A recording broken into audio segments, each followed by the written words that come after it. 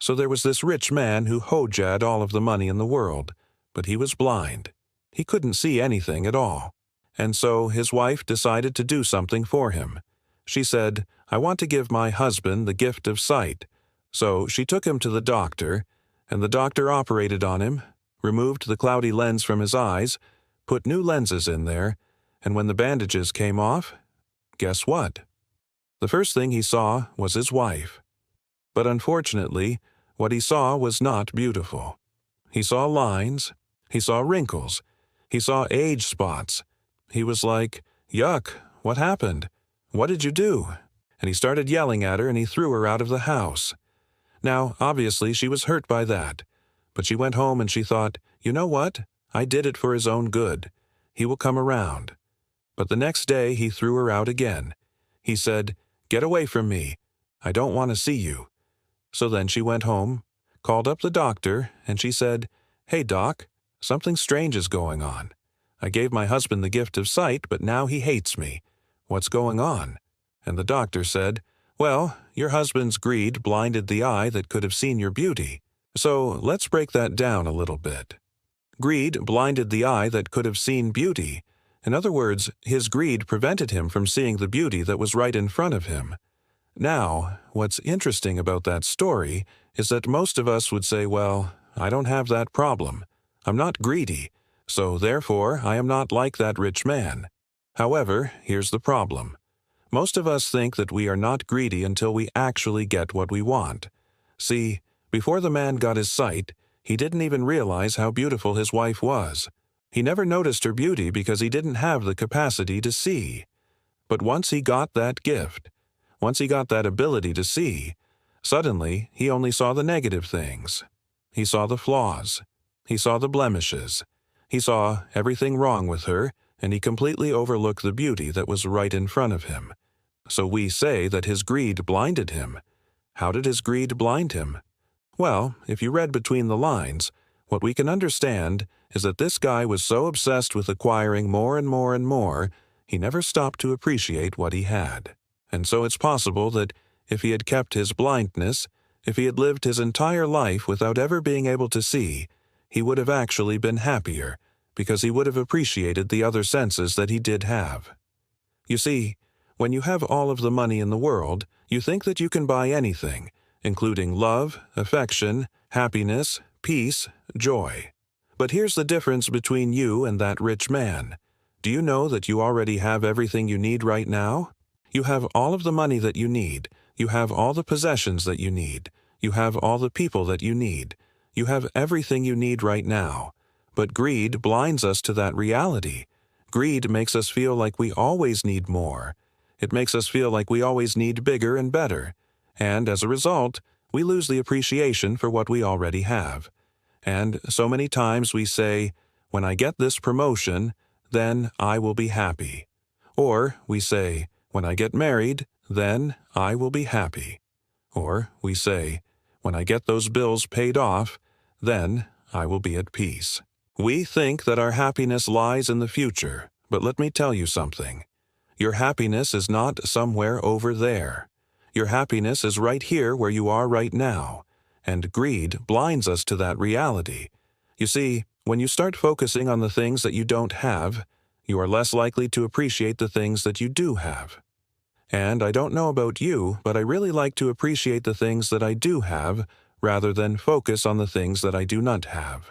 Because here's the thing, there will always be someone who has more money than you, more popularity, more fame, more success. There will always be someone who has a nicer car, a bigger house, a better job. If you keep focusing on the things that you don't have, you are never going to be satisfied, which means that you are never going to be happy. So the solution to this problem is simple, and yet it's difficult to practice, and that is to be thankful for what you have right now, to be thankful for the things that are within your control, and to stop worrying about the things that are outside of your control, to stop worrying about the things that you cannot change. You see, as long as you keep comparing yourself to others, as long as you keep focusing on the things that you don't have, greed is going to continue to blind you, and you will never be able to see the beauty that is right in front of you. Here's the deal, my friend. The beauty of life is not found in the accumulation of material things. The beauty of life is found in the appreciation of the things that we already have. You may not be able to buy beauty, but you can certainly appreciate it. And that is a much better way to live your life.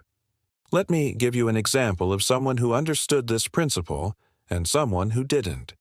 So, on one side, we have the rich man who thought that his wife was beautiful before he could see her.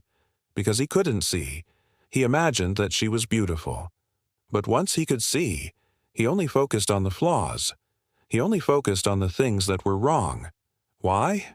Because he was greedy. His greed prevented him from seeing the beauty that was right in front of him. On the other hand, we have someone who might not have been rich, someone who might not have been famous, someone who might not have been successful, but who appreciated the beauty that they did have. Someone who woke up every morning and thanked God for the ability to breathe, for the ability to feel, for the ability to love, for the ability to dream, for the ability to hope.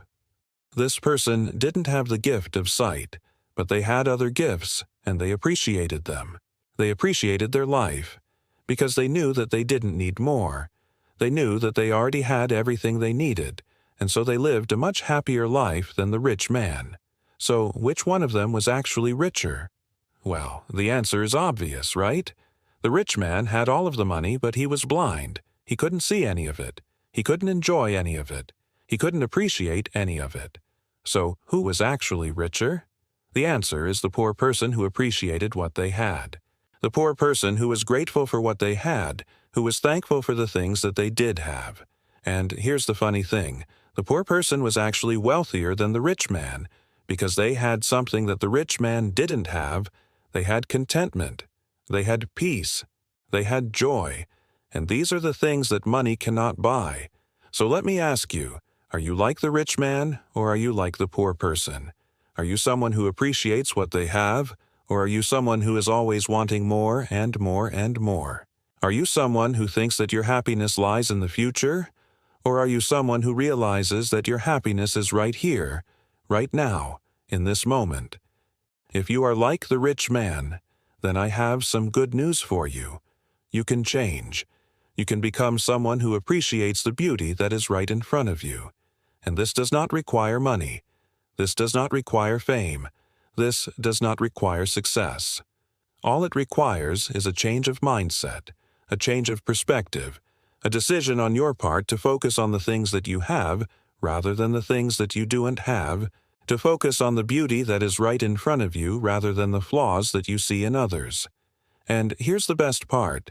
When you start appreciating the beauty that is right in front of you, when you start being grateful for the things that you have, you will start attracting more beauty into your life.